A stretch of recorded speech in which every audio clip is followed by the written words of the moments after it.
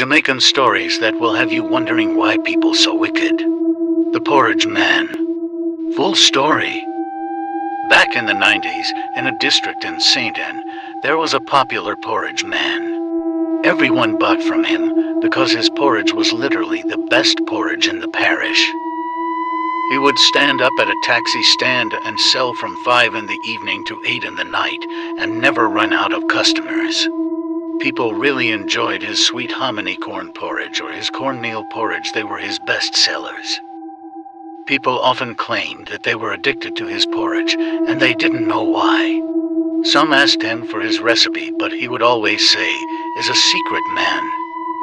After a few years of successful business, the porridge man got sick, and with his last breath, he finally revealed the secret of why his porridge was so addictive.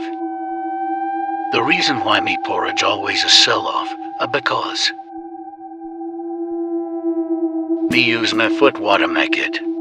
People's stomach turned. It turns out he made the porridge with the water he used to wash his foot, and that's why it was so sweet. Like and follow for more.